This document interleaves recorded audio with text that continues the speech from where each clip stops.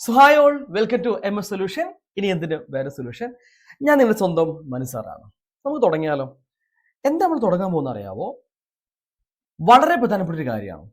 ഒരുപാട് കുട്ടികൾക്ക് ഈ മൈക്രോസ്കോപ്പും ടെലിസ്കോപ്പും ആ ഭാഗത്തു നിന്ന് ക്വസ്റ്റ്യൻസ് വരുമ്പം കൺഫ്യൂഷൻ മാറണ്ടേ? സോ അത് മാറ്റാൻ നമുക്കൊരു ട്രിക്ക് ഉണ്ട്. നമ്മൾ ആ ട്രിക്കാണ് പഠിക്കാൻ പോകുന്നത് കേട്ടോ. സോ എൻ്റെ കൂടെ അത് ഞാൻ ചോദ്യം പരിചയപ്പെടുത്താം, ശേഷം ട്രിക്ക് പറഞ്ഞുതരാം. ഈ ട്രിക്ക് ഇഷ്ടമാണെങ്കിൽ മസ്റ്റ് ആയിട്ട് നിങ്ങൾ ഫ്രണ്ട്സ് ഷെയർ ചെയ്ത് കൊടുക്കണേ, അവരും പഠിക്കട്ടെ എന്ന്. ചോദ്യം: focal length of some lenses are given to you. നിങ്ങൾക്ക് ഫോക്കൽ ദൂരം തന്നിട്ടുണ്ട് ലെൻസുകളുടെ. ഒന്നാമത്തെ ലെൻസ് 100 സെന്റിമീറ്റർ ഉള്ള കോൺവെക്സ് ലെൻസ് ആണ്. ഫോക്കൽ ലെങ്ത് 100 സെന്റിമീറ്റർ ആണ്. 100 സെന്റിമീറ്റർ ഫോക്കൽ ലെങ്തിലെ കോൺകേവ് ലെൻസ് ഉണ്ട്. അതേപോലെ 200 ഉള്ള കോൺകേവും കോൺവെക്സ് നമുക്ക് തന്നിട്ടുണ്ട്. Select suitable lenses for the objective and eyepiece to construct a microscope. മൈക്രോസ്കോപ്പിന് ആവശ്യമായ ലെൻസുകൾ എന്ത് ചെയ്യണം? ചൂസ് ചെയ്യണം. സോ മക്കളെ, മൈക്രോസ്കോപ്പിന്റെ കാര്യം പറയുമ്പോൾ നമ്മളിതാ ഇവിടെയാണ് നോക്കുക. അപ്പൊ നമ്മുടെ ഐ പീസ് എവിടെയാണ് ഉണ്ടാവുക? ഇവിടെയാണ് നമുക്ക് ഐ പീസ് ഉണ്ടാവുക എന്ന് മനസ്സിലാക്കി വെക്കുക. അപ്പൊ എവിടെയാണ് ഒബ്ജക്റ്റീവ് ലെൻസ്? ഇവിടെയാണ് ഒബ്ജക്റ്റീവ് ലെൻസ്. എന്താ സംഭവം എന്നറിയോ? നമ്മൾ എന്തിനെയാണ് നോക്കുന്നത് അതാണ് ഒബ്ജക്റ്റ്. നമ്മളിവിടെ ഒരു ചെറിയൊരു ഗ്ലാസ് സ്ലൈഡ് ഉണ്ടാവും. ഇതിന്റെ മുകളിലാണ് എന്ത് വെക്കുക? ഒബ്ജക്റ്റ് കൊണ്ടുപോയി വെക്കുക. അപ്പോൾ ഈ ഒബ്ജക്റ്റിനെ നോക്കുവാൻ നമ്മൾ ഉപയോഗിക്കുന്ന ലെൻസ് ആണ് ഒബ്ജക്റ്റീവ് ലെൻസ്. ഒബ്ജക്റ്റിന്റെ അടുത്താണ് ഉണ്ടാവുക. പക്ഷേ നമ്മുടെ ഐ പീസ് നമ്മൾ ഇവിടെ നിന്നല്ലേ നോക്കുക, നമ്മൾ നോക്കുക വിടില്ല. അപ്പൊ ഇതാണ് ഐ പീസ്, പഠിച്ചു വെക്കുക. ഇനി ടെലിസ്കോപ്പ് ആകുമ്പോൾ ഇത് ഐ പീസ്, ഇത് ഒബ്ജക്റ്റീവ്. ക്ലിയർ ആണേ? ഇത്രയേ ഉള്ളൂ. സോ എങ്ങനെ ട്രിക്ക് എന്താണ് നമുക്ക് നോക്കാം. നിങ്ങളൊരു കാര്യം ചെയ്യുക. ഇംഗ്ലീഷ് മീഡിയക്കാരായാലും കുഴപ്പമില്ല, മലയാളം മീഡിയക്കാരും കുഴപ്പമില്ല, രണ്ട് കൂട്ടരും ഇംഗ്ലീഷ് തന്നെ എഴുതണം. ഇംഗ്ലീഷില് മൈക്രോസ്കോപ്പ് എന്നൊന്ന് എഴുതിയേ. എൻ്റെ കൂടെ വേഗം എഴുതുക. അതേപോലെ നിങ്ങൾ ടെലിസ്കോപ്പ് എന്ന് എഴുതിക്കോ. നമുക്ക് രണ്ടും ഒരുമിച്ച് പഠിക്കാം. ടെലിസ്കോപ്പ് എന്ന് എഴുതിയോ? നിങ്ങൾക്ക് അറിയാവുന്ന കാര്യമാണ്, മൈക്രോസ്കോപ്പ് ആയാലും ടെലിസ്കോപ്പ് ആയാലും ഐ പീസും അതേപോലെ ഒബ്ജക്റ്റീവും ഒക്കെ കോൺവെക്സ് ലെൻസ് ആണ്. സോ ഒരു ട്രിക്കായിട്ട് പഠിച്ചു വെച്ചോ. ലാസ്റ്റ് ഉള്ളത് ഇ അല്ലേ? മൈക്രോസ്കോപ്പിന്റെ എൻഡിലും ടെലിസ്കോപ്പിന്റെ എൻഡിലും ഇ അല്ല ഉള്ളത്. So E stands for eyepiece. ഇത് ഐ പീസ് ആണെന്ന് വിചാരിക്കാം. ഈ ഐ പീസ്. അവിടെ ഒരു കാര്യം ചെയ്യുക, ഒരു കോൺവെക്സ് ഞാൻ വരയ്ക്കുമ്പോൾ ഇങ്ങനെ വരയ്ക്കുക. കണ്ടോ? ഈനെ കവർ ചെയ്തുകൊണ്ട് ഒരു ലെൻസ് വരയ്ക്കുക. അതേപോലെ ടെലിസ്കോപ്പിലും വരയ്ക്കുക. കണ്ടോ?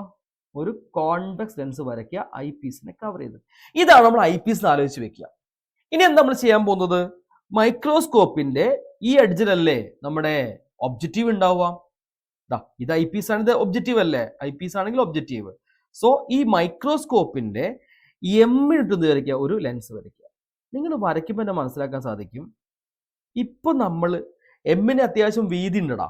സോ ഇപ്പൊ നമ്മൾ വരച്ചിരിക്കുന്ന ഈ ലെൻസ് കണ്ടോ, കുറച്ച് തടി കൂടുതലല്ലേ? വരച്ചപ്പോൾ കിട്ടിയിട്ടുണ്ടായിരിക്കല്ലോ. ഞാൻ എഴുതിയ എം വളരെ ചെറുതുമാണ്, പക്ഷെ നിങ്ങൾ വരയ്ക്കുമ്പോൾ ഉറപ്പായിട്ട് നിങ്ങൾക്ക് വലിയ എം കിട്ടുക, അല്ലെങ്കിൽ വലിയ ലെൻസാ കിട്ടുക. സോ പഠിച്ചു വെക്കുക, മൈക്രോസ്കോപ്പിന്റെ ഒബ്ജക്റ്റീവ് എന്താണ്? തടി കൂടിയ ലെൻസ് ആണ്. ഐ പീസ് എന്താണ്? തടി കുറവാണ്. തിക്നെസ് കൂടിയ എന്താ കാര്യം? തിക്നെസ് കൂടുമ്പോൾ പവറും കൂടും. സോ ഇവന് പവർ കൂടുതലാണ് അല്ലേ? അപ്പൊ ഐ പീസിന് പവർ കുറവാ. ക്ലിയർ ആണേ? ഇനി ടെലിസ്കോപ്പിൽ നമ്മൾ നോക്കുകയാണ്. ടെലിസ്കോപ്പിന്റെ ഐ പീസിന്റെ ലെൻസ് ആണിത്. ഇനി ടെലിസ്കോപ്പിന്റെ ഒബ്ജക്റ്റീവ് നമ്മൾ നോക്കുമ്പോൾ ഇവിടെ ടി കണ്ടോ? ടി. ആ ടീന്റെ ആ വാലില്ലേ, ആ വാലിന്റെ മുകളിൽ എന്ത് ചെയ്യുക? കറക്റ്റ് ആയിട്ട് ഒരു ലെൻസ് വരയ്ക്കുക. അതങ്ങനെ അയ്യോ, ഒരു കുഞ്ഞു ലെൻസല്ലേ കിട്ടുള്ളൂ. കണ്ടോ? ഒരു മെലിഞ്ഞുണങ്ങിയ ലെൻസല്ലേ കിട്ടുക നമുക്ക്. കണ്ടോ? ഒരു സിമ്പിൾ ആയ ലെൻസ്, ഒരു മെലിഞ്ഞ ലെൻസാ കിട്ടുക. സംഭവം അത്രയേ ഉള്ളൂ. ട്രിക്കായിട്ട് പഠിച്ചു വെച്ചാൽ മതി. ടെലിസ്കോപ്പിന്റെ ഐ പീസിനാണ് പവർ കൂടുതൽ. തിക്നെസ് കൂടുതൽ ആർക്കാണ്? ഐ പീസിനാണ്. അപ്പൊ ഇവനാണ് പവർ കൂടുതൽ, ഇവനോ പവർ കുറവാണ്. ക്ലിയർ അല്ലേ? നിങ്ങൾക്ക് എല്ലാവർക്കും അറിയുന്ന കാര്യമാണ്. പവറിന്റെ ഇക്വേഷൻ 1/f ആണ് അല്ലേ? പവർ കൂടിയാൽ ഫോക്കൽ ലെങ്ത് കുറയും. Inversely proportional. Power increases, focal length become decreases. ഇതല്ലേ കൺസെപ്റ്റ്. സോ ഇവിടെ പവർ കൂടുതലായതുകൊണ്ട് ഫോക്കൽ ലെങ്ത് കുറവായിരിക്കും അല്ലേ? ഇവിടെ പവർ കുറവായതുകൊണ്ട് ഫോക്കൽ ലെങ്ത് കൂടുതലായിരിക്കും അല്ലേ? ഇനി ടെലിസ്കോപ്പിന്റെ കേസിലോ പവർ കുറവായതുകൊണ്ട് ഫോക്കൽ ലെങ്ത് കൂടുതലായിരിക്കും. ഇവിടെയോ ഐ പീസ് പവർ കൂടുതലായതുകൊണ്ട് ഫോക്കൽ ലെങ്ത് കുറവായിരിക്കും. ഇനി നമുക്ക് എല്ലാവർക്കും അറിയാം നമ്മുടെ കേരള ആൾക്കാർ ആരൊക്കെയാന്ന് നമുക്ക് നോക്കിയാൽ മതി. മൈക്രോസ്കോപ്പിന്റെ കേസിൽ ഒബ്ജക്റ്റീവ് ലെൻസ് ആയിട്ട് മക്കളെ ഈ സൈഡിലല്ലേ ഒബ്ജക്റ്റീവ്, ഇത് ഒബ്ജക്റ്റീവും ഇത് ഐ പീസും ആണ്. കൂടുതൽ ഡൗട്ട് അതിലില്ലല്ലോ. സോ ഒബ്ജക്റ്റീവ് ആയതുകൊണ്ട് ഫോക്കൽ ലെങ്ത് കുറഞ്ഞ ആൾ നമ്മൾ എടുക്കും.